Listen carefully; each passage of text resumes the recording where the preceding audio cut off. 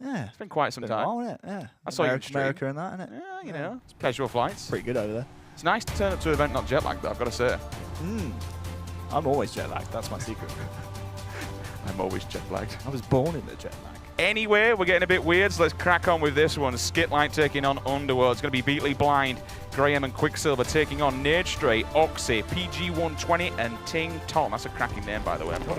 Is he from 2 Team? Anything about these teams you can tell me, Harry? Obviously, you've been watching these online and you've been keeping a track. Any big storylines or big telling points? Well, we haven't really seen either of these 2 teams in the online broadcast that we've kind of been watching throughout the lead up to HCS London. SkitLite is a team I know, a Scandinavian roster that came over to Wembley for the Worlds qualification, and you know they did okay. They were in and around that kind of top 12 region, but certainly were trying to push on towards top 8. Couldn't quite make it, but they've made a couple of changes since then. A couple of members have moved on. On this other side, I'm not really too sure. I don't recognize any of their names, so it's going to be a really fun one in my opinion, especially with Beatley now, who has both the power weapons in play. Wouldn't be surprised to see him either keep a hold of both of these or maybe drop one of them off to a teammate. One thing they have to say about SkitLite, when you see the logo, when you see the name, you've heard of it. It's household within European Halo. We've seen it in qualifiers, whether it's been for Pro League, whether it's been for this event, whether it's been for World Championship. Previous Halos. Exactly. We see this team coming out time and time again. We'll see what they've got to offer today. Obviously, both these teams still in the winner side of the bracket. 2 plots in hand here for SkitLite, taking a little bit of an early lead. Blind's going to come down, try and put some pressure on this side. However, straight off the back of the respawn, it's going to be Nade Straff. Unfortunately, gets taken down. And that's a very decent kill because that allows them to keep control not only of the map, but also the 3 plot as well. Yeah, and this is something that Infuse do so well on this map. Luckily, they are getting a first slay is so important. Not sure about this overextension right here from Quicksilver. That's a waste of weapons, and he was never really going to make that stop in basement. So, yeah, that's a real play that can turn the tide of the game in the other team's favor. If they start to use these power weapons, fair enough, the railgun is out, but if they get that scatter shot under their control, in fact, he's not even picked it up. So misplays from both sides, dropping the power weapons and then just not securing them when you've got the kill on the guy with the power weapons. Very strange. I just had Dan slide me a piece of paper and say, I'm really sorry, my bad handwriting. It's not Ting Tom, it's actually Tiny Turf. So there's a bit of a difference Tiny there. Turf? So I apologise for that. It's actually Tiny Turf on this roster, but back into the game. On board with Blind, doesn't really need to use the gun as much as possible. He could have just easily took down a one-shot. Thankfully, his teammate was there with the rail. Could have saved himself a bullet. Needs to pick up some more ammunition for that DMR, otherwise he's going to be in all kinds of trouble. Nice that he didn't stay on the map. All right.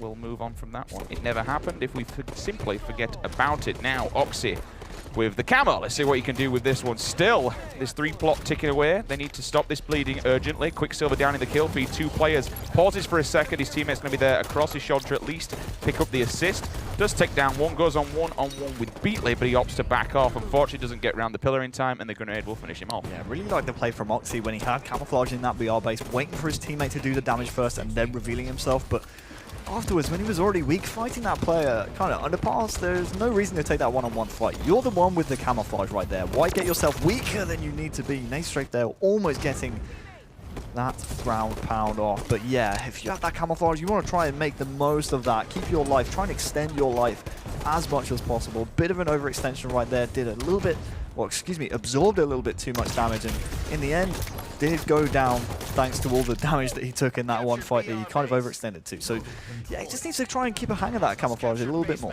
You alluded to it a little bit on how you can really use the camouflage and put it to, you know, full effect. The camo, when you at least combine it with that scatter shot, I used to call it the old Pred combo. Predator combo. It becomes such a huge, devastating weapon. You'll see players going off, killing spree, triple kills left and right. And you really can turn this game and turn the tide in your favor.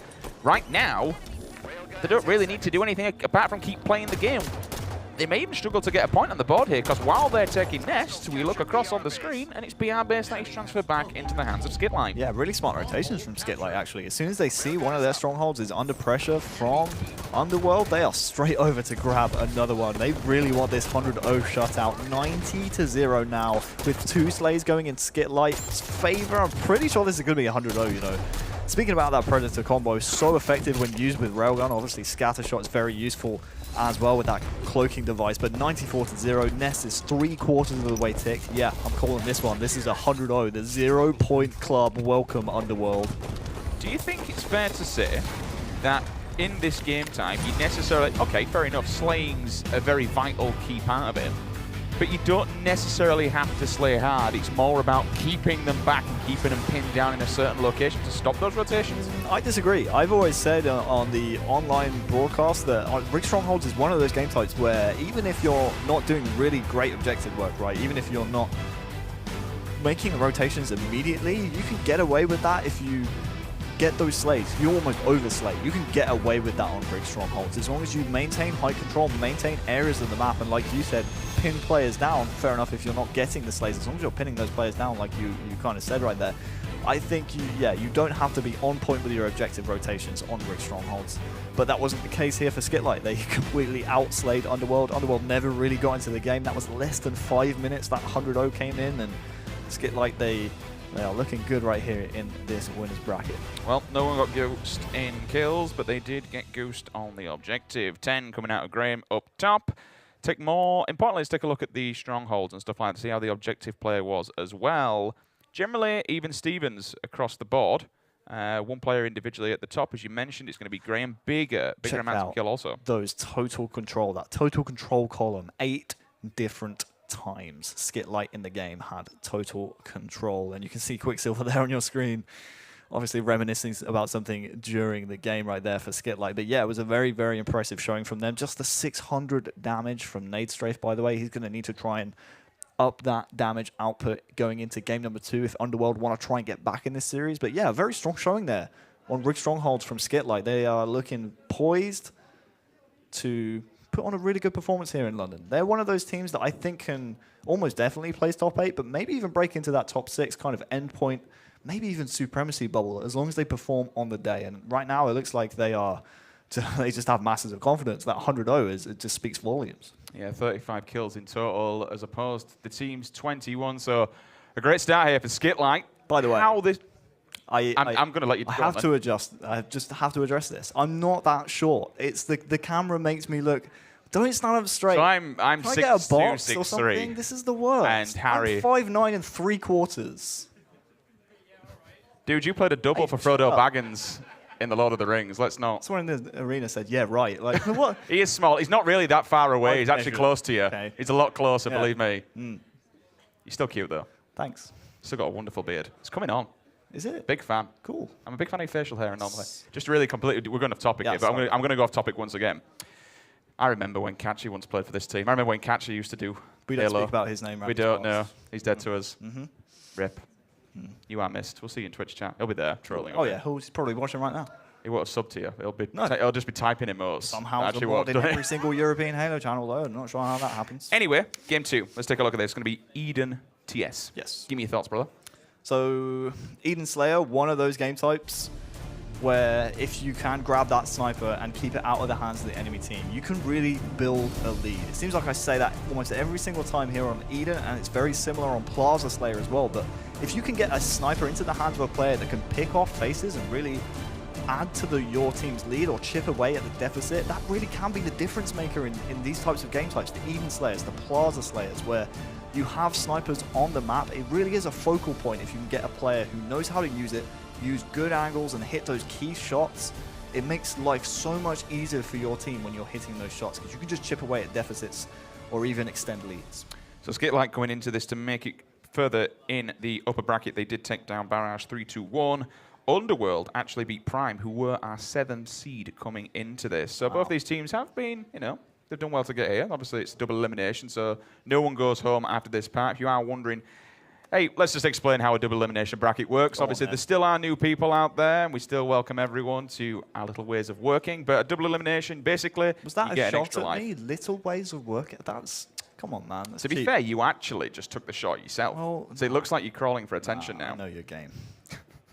Double elimination bracket. Go on, talk us through it. Double elimination bracket basically and essentially gives you a second life. You play in an upper bracket. If you lose a match, you will drop down to the loser side of the bracket or the elimination side. If you lose that one, unfortunately, you will be going home. Now, the best thing I like about elimination brackets, Harry, is the fact that I always say this every single time, but it breeds the best in Halo. Some of those loser final matches that we see, they are absolutely pure fire, and I have absolutely no doubt it will be the same here this weekend with the level of European Halo that has turned up to Gfinity. Last time we saw Gfinity team up with the HCS, we saw one of the greatest losers bracket runs in Europe. Game 7. Game 7 from Supremacy to make it to Worlds at the Worlds qualifiers. I wanted to start off this one with Blind from SkitLite because I believe this man is the main sniper as he's trying to dodge some of those fireworks being shot up in the air right there. I think he's the main sniper for this SkitLite squad, and you can see why. The angles he uses, this is what we're talking about. Look at this scoreline now. It's 5-0. As long as Blind can stay alive and keep chiming in with those snipe kills, I think his team is going to be in a prime position to win this map. I mean, they're already up 6-2, and if you can keep extending that lead, as we talked about in the pregame, it's so vital on this Eden Slayer. Obviously, Overshield coming up every 2 minutes, but that sniper only every 3 minutes. So it's very important that you use this weapon very effectively when it is up on the map. It was a good time to get out, which is exactly what he did. Moved from blue, rotated round, moved across fans, did have his teammates there, and you can see what they're doing. They're moving in like a circular clockwise format. Now I like this, taking a bit of a precedence and making a name for himself over here on Nest. Did drop down, definitely didn't mean to do that. He's going to try and get bird's eye view again, climbs up in the window and moves back to where he was. Now we can look straight across any spawners that are over on blue platform. Misses one bullet. There's a player down bottom mid as well. If he doesn't get these shots, the good thing about this position, Harry, is he can just call out all these players. He's just, you know, he has complete bird's eye view over the entirety of the map and calling out these players, letting his teammates know where they are and hoping they pick them off. Fair enough, you're not getting the kills, but you've been there as a lead command. You've been there as a leader and telling people where they are. Yeah, looking across the POVs right now for Underworld, it looks like they're trying to pressure Blind from a distance right here. We do see a player there in the turbine trying to pressure Minicat right there, but you kind of have to have someone flanking around somewhere. You have to be a player that gets up in the face of Blind and makes him move around, flush him into your teammates. Otherwise, he's just going to keep picking off kills like this. Doubling the score with the Overshield coming up right now. Wouldn't be surprised to see Blind look straight into this angle in Turbine. Will miss the jump though, but those 2 kills in the kill feed are going to mean SkitLite are in a prime position once again to grab this Overshield, and they will get it with Beatley. Yeah, he was trying to do the frosty jump, look through the pipes, get an eye on this OS, but it doesn't matter anyway because his teammate did pick it up. Beatley's going to rotate round, grab himself a BR also. Did have one, I believe. So he's got, no, in fact, he didn't. That's completely me talking rubbish. He's going to pick that up. Drills one player. Second player's there. Also, grenades go in, looking for some hit markers. Does get them. Now he knows this player's there. Another one comes down the corner. This was the initial player he almost fell victim to. A little bit of a body tag as well. There you go. You're dead, my friend. Just making sure. And now they can rotate round. They can do whatever they want. They've got a bit of a cushion, 17 and 8, so not much pressure on these guys. And when you have this lead, it makes life easy because you're not sweating too much to grab kills. So Blind, by the way, has yet to die on this map. He's currently sitting on 0 deaths, and we've seen him go all the way around the map. We've seen him... there he goes. Perfect. My bad. But we saw him rotate all the way around the map with that 1 life. I mean, he got 4 kills.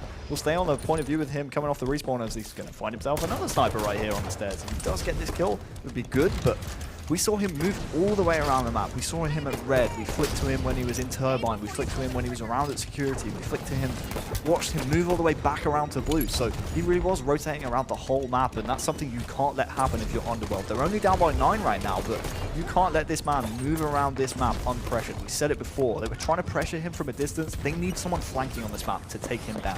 Which is doing it again. Someone obviously moved through control, and he did just comp for him on the catwalk for a second, pushes back, and now he manages to stay alive. Grenades go down. Maya just tagged him, which he does. So he's going to dink him a little bit. He's going to wait for him to come around the corner. Misses the, what I would call an easy shot there. A little bit unfortunate. Just whiffed it for a second. Finally, they take him down, and they get another one in the kill feed, so they've got a little bit of map presence here. Look at that, 1, 2, 3 members down. They have the numbers. They also have the weapon. Now they need to take control of the map. They need to speak to one another and say, all right, guys, where do we go? Where do we set up? But they're all very central focused here. So the great thing about those kills, and the reason they're centrally focused, lovely no-scope there on Beatley, is because that Overshield just came up. This is a real avenue back into the game. They have Overshield in the hands of Oxy right here. He just picked himself up a kill. PG-120 did have the snipe in his hands, but no backsmack right there. Will finish off the kill on Blind, but that was a real avenue back in the game. If they can salvage that sniper, I'm looking across our POVs, it's actually Beatley from SkitLite who salvaged that one. They could definitely get back in this game, but still with a little bit of Overshield left right here. Oxy really should be pressuring that sniper. Be that player that flanks around, because even if you get caught off guard while you're trying to flank, you still have that extra little buffer on your shields to start pushing forwards. Now they have the first kill, they really need to start flooding and looking for that sniper player. I mean, only 1 or 2 kills maybe with the OS. It's not the greatest of utility.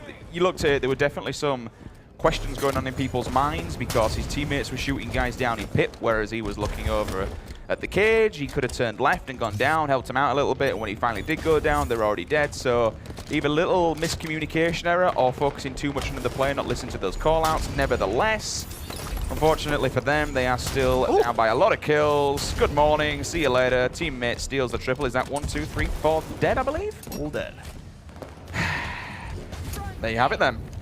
The unfortunate thing for them is now SkitLite can get into a prime position to slay them off the spot. Very unfortunate there for Underworld. They had everything they had going for them. I mean, wow, 1 bullet left, by the way, finds a dome on Tiny Turf, but they had everything they could possibly want. They got 3 slays around Overshield, they grabbed the new Overshield, they had Snipe in their possession as well, but somehow still fluffed it. So you have to say, it's a very slim chance of Underworld getting back in this game. The positive that they have going in their favor is that the 6-minute mark is coming up right now. So Turbine fights are going to be very, very key, as well as grabbing that sniper, which Quicksilver just picked up here for SkitLite. So right now, Underworld, they need to grab that Overshield and start pressuring this man. Otherwise, it's going to be game very, very soon. 3 words: power, weapon, control. And at the moment, SkitLite, they are in the driving seat. Spin around, 420 ground pound, comes in, doesn't find a target, but it does at least cause enough maneuverability to stop him from dying. He put the player off, and here comes the pressure and the pure aggression, Harry, non-stop. And I like to see this, checking the corners as well, but just constantly applying the pressure, giving them no room to breathe. Yeah, and that Overshield really was the dagger in the heart. The Overshield grab from SkitLite kind of just shuts out any kind of comeback that Underworld had planning. Perfectly played there from Beatley. Quicksilver, by the way, still has the sniper, and now they really do have full control of the map. It might not look like it, but they have Beatley right here with Overshield flanking behind the entirety of the Underworld squad. They had 2 players in Turbine. They also had Quicksilver right here with a sniper perched up in blue. So they had a player in red, player in Turbine, they had a player at blue platform. It was just a perfect setup, if you will, from SkitLite right there. And now the score is 42-25. Very, very slim chance that Underworld make a comeback in this game. I mean, we could sit here and cast this all day long play-by-play, but the bigger picture is these guys are setting up now to just go in for the final blow. You can see them spreading out across the map. We got 1 person perched over here, over on Nest, making sure that he's got eyes on the prize, looking for spawners, looking where people are, communicating to the team. Lining up shots where you see 1 person spawn just on the platform. It's like, okay, we'll read this one like a book. We know where he's going to be. Hard scope in, wait for the person just to walk past your reticle. Free headshot, GG. This is a cracking spot, though. You need to get this sniper out of this window. It's a prime target just to... There you go, then. That's how you do it. We can keep talking all day long when you're landing shots like that. That is how you win a match. SkitLite take game number 2 in this best of 5. Fantastic work from all the players on SkitLite. That one's going to end 50-26. Power weapon control. More importantly, the use of that sniper. Not only finding the heads, Harry, but the placement of it. Rotating with your teammates, getting up in red window, being not only hard to kill, a bit of a hard target, but also just being overall a complete nuisance to the enemy. Yeah, the usage of the sniper was fantastic. We'll take a look at the power weapon kills in a second. But Tiny Turf with a tiny amount of kills. See what I did there? I did. Very clever, I know. I like it. You don't have to tell me, but we'll check out the power weapon grabs. 2 versus 0 for SkitLite. I want to see the power weapon kills as well. Yeah, look at this, a complete contrast. That is 8 to Underworld's just 1 right there. And again, just a less than 1,000 damage on a Slayer for Tiny Turf. That is not a good stat line. But Blind, we saw him earlier on in the game with the sniper. 17 and 6, 15 and 6. Just real marquee stat lines right here from the SkitLite squad. And I like what you talked about, Sims, about the usage of the sniper. It wasn't just the usage, the way they were using it, but it was also the way they were rotating away with the snipe. We saw a player at the start, I think it was Blind. He went a full cycle of the Overshield without dying. He went 4 kills, 0 deaths, all while having that snipe. Fair enough, he only gets 4 kills during that 1 life, but that really kind of sets the precedent for the rest of the game, because you already have a +4 in your team's favor. Yeah. You don't have any opportunity to give the sniper over to the other team, to turn over that power weapon. So that was something that SkitLite did very well in that game. Because you know that's a real pet hate, man. If you want to trigger me, grab a sniper rifle and just run at the enemy team, die and give it to them. There's nothing worse. You hate to see it happen. It's like, well, you've just literally drawn the game on a piece of paper and happily just handed it to them. Yeah. Sign your death warrant. It's one of my pet hates as well, rotating into the enemy team. Yes. But which does happen. Funny, it's strange. It happens more often than not. You quite, when you look at some of the teams and you actually see them moving down, it's like, okay, you're rotating. Fair enough. You're moving away from the enemy, but you're actually moving into where they're going to be spawning. Yeah, another one of my pet hates as well is your teammates, when you have that sniper and you want to be perched up in one of those They've got my sniper. power positions, is you want to be set up there, right, and you want to be rotating away from the enemy. That's all fair and good, but when you're in a position where you want to be picking off the enemy and they're pressuring you from a distance, your teammates need to be looking for that one flanker they're going to be sending, right? You need to keep an eye on the push from the enemy team. So, yeah, another one of my pet hates. I always scream at my teammates in matchmaking when I'm like, guys, I've got sniped. Like, why aren't you guys watching my back? I'm trying to win the game for us right here, you know? It's sometimes as well when, and again, we're not just sitting here, this is just us how teams can get better. We're not here just slamming things. It's not what we do. I know you do, but I don't do it. I look for improvements and look at ways we can get better as a community.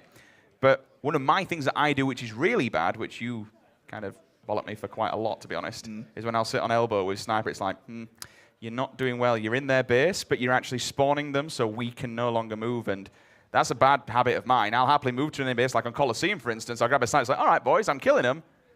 All right, but bigger picture, bigger scale-wise, it's not good in the long run because of where you're actually forcing them. You're forcing them into your team. One thing I would say about that is that I was speaking to Towie at the Halo World Championships. He said that Halo 5 is less about setups, more about dynamic setups, like rolling setups. And this map is a prime example for it, mainly on Slayer, but you also see it on Capture the Flag as well. Being elbow with snipe, not the worst place in the world. Obviously, you want to get those long-range angles with the sniper, but it's all situational as to where your teammates are. If your teammates are pushing around that snipe side, you don't want to be sat on elbow far away from them. So we'll start this one off with a player from SkitLite. That's going to be Blind. We started off with him in the last game. He didn't die for the first 2 minutes, went 4-0 from those particular passages of play. And it looks like right now SkitLite, they're just continuing their form. They want to make quick work of this series. Early 3 dead as he looks towards the elbow for the spawners, but that one that got away managed to run across the map, and he's going to get an early pull. I like it because he's the last man standing, but it's also forced all of SkitLite to come back. You know, when they move back in the rotation, that allows them to at least get a bit of breathing room once they spawn, because if they didn't come back, they're just going to keep applying pressure. Absolutely, and I completely agree. The play you have to make right there is when your teammates are all dead, you have to push forward. You have to be that kind of sacrificial lamb. Lovely headshot right there from PG120. Has 2 more members in front of him as well, but yeah, very smart play there from the Underworld players. One of the players, I think it was Oxy, actually pushing into basement. That's something we're going to see a lot in this game if they want to succeed, in my opinion. Pushing forward, going into basement, really making sure you're a thorn in the side. But speaking of thorns in the side, Blind with the flag grab. 2 kills for him as well, I believe, and SkitLite right now. This should be a guaranteed flag capture. They need to find that 4th member, but with those slays and that fresh flag pool, that really should be a capture. I'm surprised he's managed to get out the base, to be honest with you. I was expecting to push rather hard in there, get bodies in there, but in fact, it's 2 players that will fall from SkitLite, make that 3. Wow. That's surprising. Calamitous, in my opinion. And now they have Sniper on the other team as well with Oxy. That's a triple. A lovely, lovely passage of play there from Oxy. And his team could go 1-0 up in this game. I'm looking for the flag right now. It's Tiny Turg running it. So we'll stay on with Oxy for now, but this flag go in. Lovely perfect on Blind, but Tiny Turf will just go down. PG is fighting in the flag, and this is an absolute key kill to make. There is another player steaming in there as well, though, trying to look for the player. Looks like it's going to be Quicksilver. The return does come in from SkitLite, so he will spare their blushes. Rockets just came up on the map as well, but wow, that was a kind of crazy passage of play. Well played from Underworld to almost get a capture right there, but SkitLite again coming up clutch. And it just shows how much a game can spiral out of control when you have one player going off on this map with the sniper rifle. You saw the triple kill just for a second. It just glanced in as we did switch the POV. He also got the reversal perfect as well. I mean, cracking work from him, but still no flags in play yet. As we look towards the scoreboard, 9 minutes and 20 seconds remaining, still 0-0. Looking for this final guy in the back, and there he is. One shot, picks him off, down he goes. Grenade goes in, trying to bounce it. Should have cancelled that ground pound, my friend, and gone for the shots. But kind of played in his favor because he's allowed to pick up that flag. The one player will push back. Unfortunately, he comes back. That's a nice move. Ground pounds through the air, manages to avoid the gunfight, stays alive, goes for the hover, and in we go. Absolutely fantastic play there from Beatley. Just using the thrusters, just thrusting in midair, staying away from the grenades, using the ground pound, staying away from the gunfight, avoids death, captures the flag. Really nice capture, and one thing as well we are seeing out of this SkitLite squad, as I put my teeth back in. I'm having problems as well. They are controlling power weapons very well. I mean, countless times this game we've seen, this entire series actually, we've seen Quicksilver with railguns, we've seen him with snipers, we just saw a player fly off the map right there, but we've also seen Blind in this game controlling the rocket launcher as well. So both sets of power weapons right here really being controlled very well from SkitLite. Every single time I switch over to an Underworld point of view, it looks like they're getting outgunned or getting caught off by themselves. So yeah, if I'm Nadestrafe right here, I'm going to try and turtle back into my own flag, maybe go help my boys out, try and secure those rockets, because right now this game has been mostly SkitLite grabbing those, and it looks like it's going to be them again. It was Blind who grabbed those, but he has just gone down. I believe I'm seeing one person with 1 kill also. I'm hoping the rockets are even previous still up. one to the last game. He's going to kind of wander this one through. Unfortunately, does bounce off the side of Maze. And then his teammate Beatley just comes Supermaning out of the air. Gives him the fist. Down he goes. Another potential flag here, as they don't quite. Another ground pound as well. Takes him out with the Magnum. Finishes him off, and that should be 2-0. Sniper rifle in hand, and also defending these rockets here. Plenty of bullets in the chamber. Spots one over at S, tags him up, looking for his teammate to finish him off. The 5-4 coming from Quicksilver with the DMR. Goes for the no-scope, doesn't land it. His teammate's there, though, to at least finish off that rocket guy, so they can keep control of it. In the meantime, all this is going down, Harry. SkitLite is still in the base. They're still pulling flags, and there is a play to be made there for constantly pulling flags and constantly pressuring your opponent. It sometimes does just wear them down and they just can't handle it. Yeah, but usually those are supplemented with slays, and that's something we haven't really seen from Underworld so far this game. It's fair enough they're getting around the back of SkitLite and pulling those flags, constantly being a nuisance, making them turn around. But if SkitLite are going to slay you out every single time you do that, you need some form of substance. We haven't seen so far this game any of the Underworld players kind of string together 3 or more slays in a row, and that's really hurting them here on Coliseum, and that's part of the reason you find them 2-0 down at the moment. Their main objective right now is make sure you start getting these power weapons in your possession. We've barely seen any power weapon control from them so far. As I say that, there is a player with rockets and a player with sniper right there for them, but looks like they're both taken down instantly from Quicksilver. That's something you have to take care of if you're Underworld right there, especially with these new cycle of weapons coming up in 10 seconds. You can't let this man stay alive. You cannot let this man stay alive. That's 3 down again. They're running another flag. Rockets are there. Sniper's there. He's just single-handedly wiped out the entire enemy team. Sniper rifle's going to be there. He can call and collect. He's going to pick that one up. They're going to run this flag. Finally, PG-120, he's there to at least try and put a stop on this one. He is taken down. The big failure there is the flag did not move off the platform. Return comes in.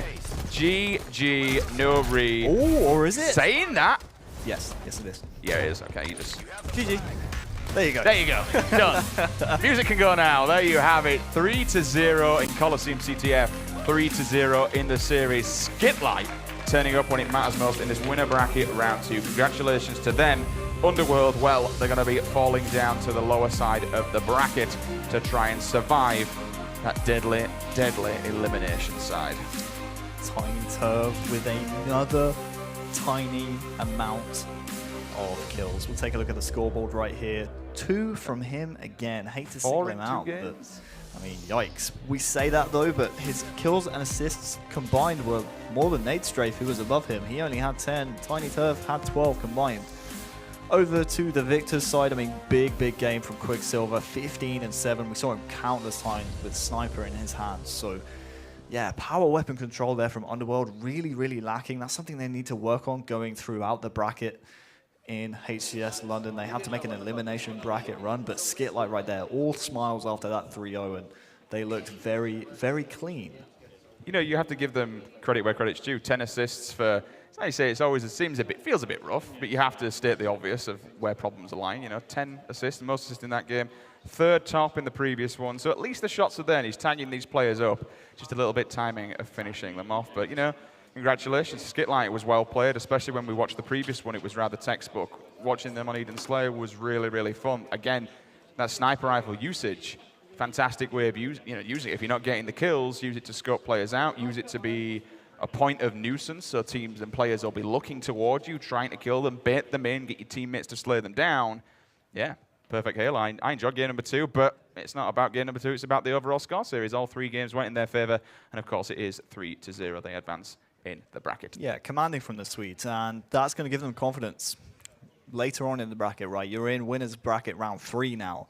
I don't think we've ever seen a SkitLite squad in a winners bracket round 3 at a European tournament, so that's going to give them masses of confidence going into tomorrow. It's because SkitLite really catch you. Exactly. There you go, easy fix. But that's enough from us on the desk. Harry, it's been a pleasure, brother. Always. It's been a long time, but it's certainly been a pleasure. Now we're going to throw it over to the analyst desk. Brycey, what do you think of that one?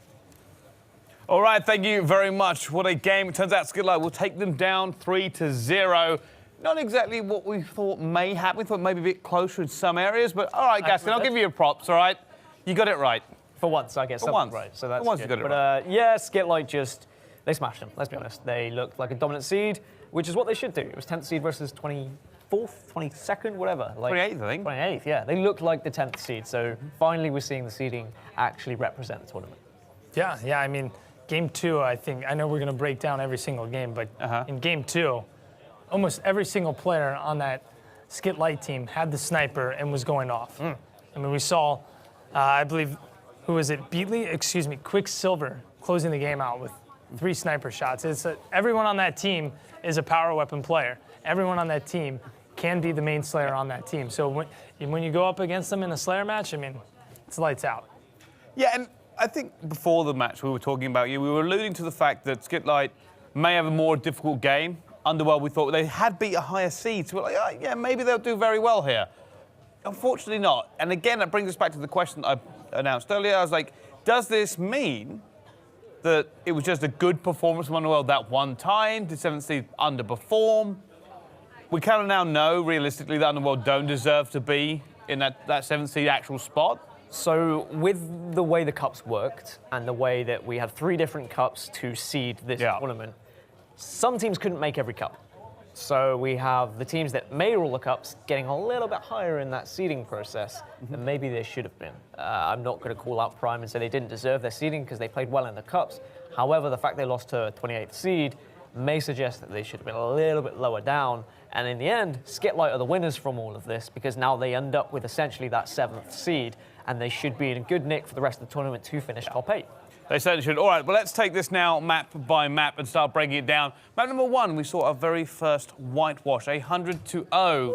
SkitLite laid the smackdown. Yeah, they were constantly rotating. Every single time they saw that they were losing a stronghold, they were constantly picking up another one across the map, not allowing their opponents to even get a single second. Yes, a whitewash, 100-0. Quicksilver dealt a ton of damage when we were on his point of view.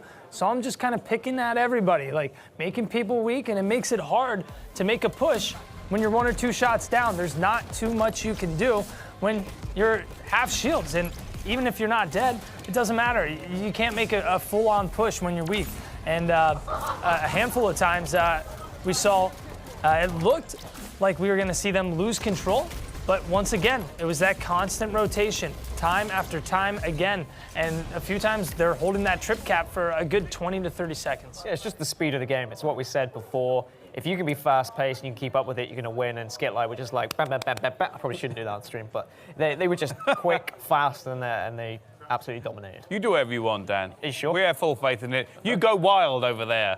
We got only memes and GIFs. Okay. That's all. It's all going to be good. All right, let's move on then. Let's talk about map number 2 as we continue on through this one. And I want to say it's a little bit closer because it wasn't a close game, but considering they got 26 kills, it was certainly at least a game. It was still a juicy steak dinner, right, Mike? It was definitely. We saw 100-0. We saw the whitewash, and we saw a steak dinner. It was a privilege to see both those things in one series. It was just sniper control, though, right? You said it, like sniper domination. I mean, talk me through what Quicksilver was doing, because he was hitting shot after shot after shot. Yeah, and it wasn't even just Quicksilver. It was Blind as well. I think at the beginning of the match, Blind had the first sniper rifle. He made a great rotation from blue base out to Turbine, over to red base, over to tower, back to blue base. He was just running in circles around the map. I do that, but not as effectively. Yeah, you don't get too many kills. I do.